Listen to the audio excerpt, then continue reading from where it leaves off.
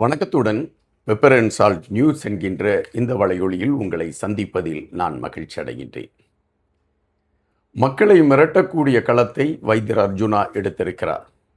கையில் துப்பாக்கியுடன் அவரை மக்களை மிரட்டக்கூடிய காட்சிகள் பதிவாகி இருக்கிறது. ஊடகங்கள் இன்று பிரதானமாக வெளியிட்டிருக்கக்கூடிய செய்திகள் இவை. மக்களுக்கு பாதுகாப்பாக மக்கள் பிரச்சனையை பேசக்கூடிய ஒருவராக தேர்ந்தெடுக்கப்பட்டவர் அதே மக்களை கைத்துப்பாக்கியால் மிரட்டி இருக்கக்கூடிய செய்தி ஏற்புடைய செய்தியா? வைத்தியர் அர்ஜுனாவிற்கு ஏன் இதுபோன்ற திடீர் கோபம் வரவேண்டிய நிலைமை இருக்கிறது போன்ற பல கேள்விகள் இன்று எழும்பத் தொடங்கி இருக்கின்றன. இந்த காணொளியில் அது சார்ந்த பல தேடல்களைத்தான் நாம் எடுக்க இருக்கிறோம்.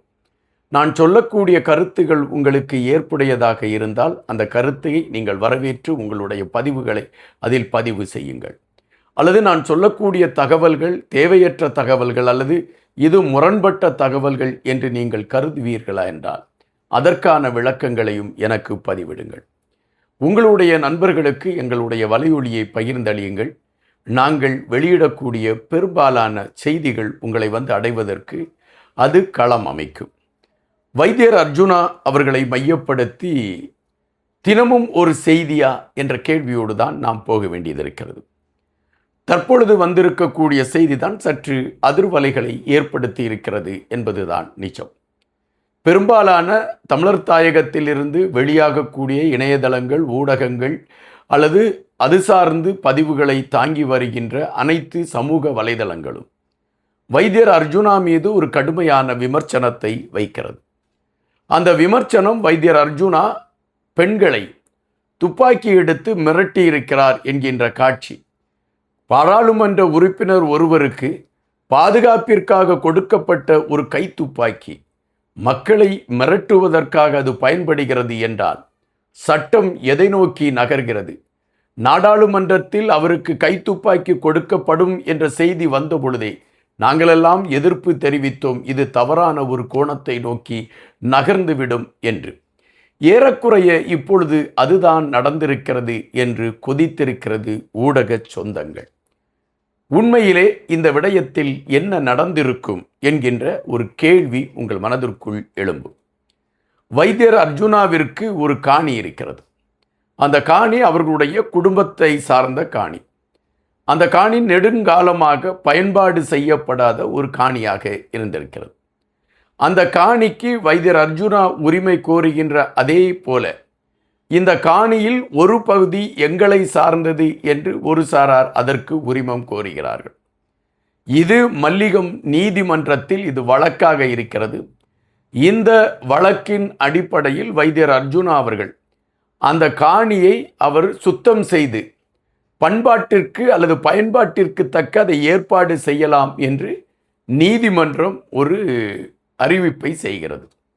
அந்த அறிவிப்பின் அடிப்படையில் வைத்தியர் அர்ஜுனா அவர்கள் தன்னுடைய காணியை சுத்தம் செய்து அதை பராமரிப்பை செய்வதற்கான களத்தை எடுக்க வருகிறார்.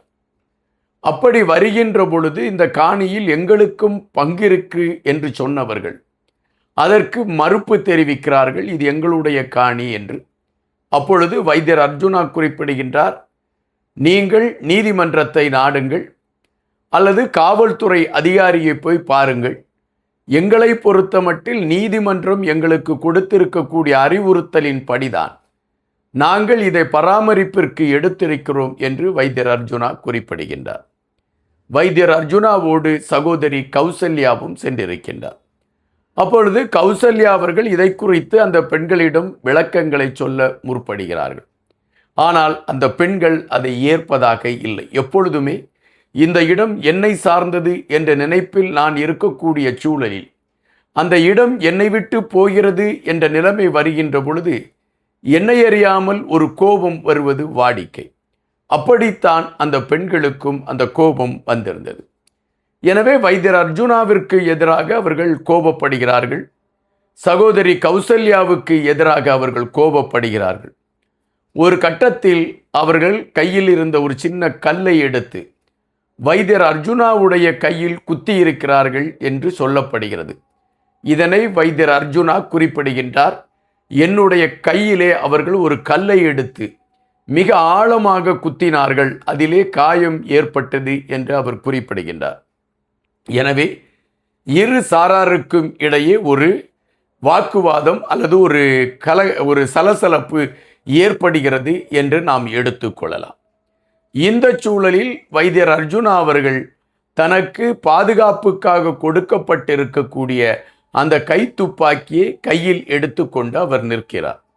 ஆனால் இங்கு வைத்தியர் அர்ஜுனா அந்த கைத்துப்பாக்கியை எடுத்து யாரையாவது குறிபார்த்ததாகவோ, யாரையாவது இந்த கைத்துப்பாக்கியால் சுட்டு விடுவேன் என்று மிரட்டியதாகவோ அங்கு பதிவில்லை. அவர் கைத்துப்பாக்கியை கையில் எடுத்து வைத்திருக்கிறார்.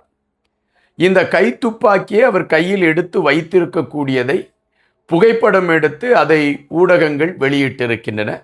அவர் கைத்துப்பாக்கியை வைத்திருக்கக்கூடிய காட்சியை வட்டமிட்டு ஒரு பாராளுமன்ற உறுப்பினர் தன்னுடைய பாதுகாப்பிற்கு கைத்துப்பாக்கி வாங்கினார். ஆனால் தற்பொழுது பொதுமக்களை மிரட்டக்கூடிய களத்தை அவர் எடுத்திருக்கிறார் என்ற விமர்சனங்கள் வைக்கப்பட்டிருக்கிறது. இந்த விமர்சனங்கள் பரவலாகவே பரவிக்கொண்டு இருக்கின்றன. இங்கு நாம் பார்க்க வேண்டிய சில செய்திகள் இருக்கின்றன. ஒன்று, வைத்தியர் அர்ஜுனா தன்னுடைய காணிக்கு அவர் சென்றிருக்கிறார். அதுவும் நீதிமன்றம் கொடுத்த உத்தரவின்படிதான் அவர் சென்றிருக்கிறார். எனவே எதிர்த்தவர்கள் வைத்தியர் அர்ஜுனாவை எதிர்க்க வேண்டுமென்றால் அவர் நீதிமன்ற உத்தரவோடு வந்திருக்கிறேன் என்று சொல்கின்ற பொழுது அவர்கள் நீதிமன்றம் அல்லது காவல்துறையை நாடி வைத்தியர் அர்ஜுனா அத்துமீறி உள்ளே நுழைகிறார் என்கின்ற அடிப்படையில் அவரிடம் எதிர்ப்பை தெரிவித்திருக்கலாம். ஆனால் காவல்துறையும் நாடாமல் நீதிமன்றத்தையும் நாடாமல் அவர்கள் தங்களுடைய இடம் என்று நினைத்திருக்கக்கூடிய இடத்தில் வைத்தியர் அர்ஜுனா வந்துவிட்டாரே என்கின்ற பதபதைப்பில் அவர்களுக்கு ஏற்பட்ட கோபம் அவர்களை வைத்தியரை நோக்கி திட்ட வைக்கிறது, வசைபாடச் சொல்கின்றது. வைத்தியர் மீது காயத்தை உருவாக்கக்கூடிய ஒரு தாக்குதலை அது எடுப்பதற்கு தூண்டுகிறது. இது இயற்கையாக மனிதனுடைய மனம் தான் வைத்திருப்பது இழக்கப்படுகிறது என்கின்ற பொழுது ஏற்படுகின்ற ஒரு கோபம்தான். ஒரு கட்டத்தில் இவர்கள் மிக கோபமாக இருக்கிறார்கள். நாம் வந்திருப்பது நாம் இருவர்தான், மற்றபடி அவர்களை சார்ந்தவர்கள் தான் நிற்கிறார்கள், இது நமக்கு ஏதாவது அச்சுறுத்தலாக மாறிவிடுமோ என்கின்ற கணக்கீட்டில் வைத்தியர் அர்ஜுனா அவர்கள் அந்த துப்பாக்கியை கையில் எடுத்திருக்கிறார். அந்த கையில் துப்பாக்கியை எடுத்த விடயம் ஒரு சர்ச்சையை கிளப்பி இருக்கிறது என்பதுதான் நிஜம். தற்பொழுது வைத்தியர் அர்ஜுனாவை தாக்கியவர்கள் அல்ல வைத்தியர் அர்ஜுனாவிற்கு எதிராக அங்கு நின்றவர்கள் மீது வழக்கு பதிவு செய்யப்பட்டிருக்கிறது என்றும் அதன் அடிப்படையில் ஒரு பெண்ணை காவல்துறை கைது செய்திருக்கிறது என்ற செய்திகள் வருகின்றன. தையீட்டு விகார் விடயத்தில் பேச்சுவார்த்தையின் மூலம் தீர்வு காண்பது சிறப்பாக இருக்கும் என்று கூறிய வைத்தியர் அர்ஜுனாவுடைய அந்த தொலைநோக்கு சிந்தனை பாராட்டுக்கு உரியது. தன்னுடைய காணி பிரச்சனையிலும் நீதிமன்றத்தை வைத்தியர் அர்ஜுனா நாடியிருப்பது, அது சார்ந்த களத்திற்குள் சென்றிருப்பது வரவேற்கத்தக்கது. ஆனால் இந்த எதிர்க்கக்கூடியவர்களை அமர வைத்து அவர்களோடு ஒரு பேச்சுவார்த்தை நடத்தி உண்மை நிலை என்ன என்பதை அவர்களுக்கு புரிய வைத்து அதன் அடிப்படையில் அந்த காணியை தன் கைவசம் எடுப்பது வைத்தியருக்கு இன்னும் சிறப்பு சேர்க்கும் என்பதுதான் நிஜம். வைத்தியர் அர்ஜுனாவுடைய பாதுகாப்பிற்காக கொடுக்கப்பட்ட கைத்துப்பாக்கி இன்று சர்ச்சைக்குள் மாட்டியிருக்கிறது என்பது இங்கு நாம் பதிவு செய்ய வேண்டிய ஒன்றாக இருக்கிறது. நன்றியுடன் இன்பா.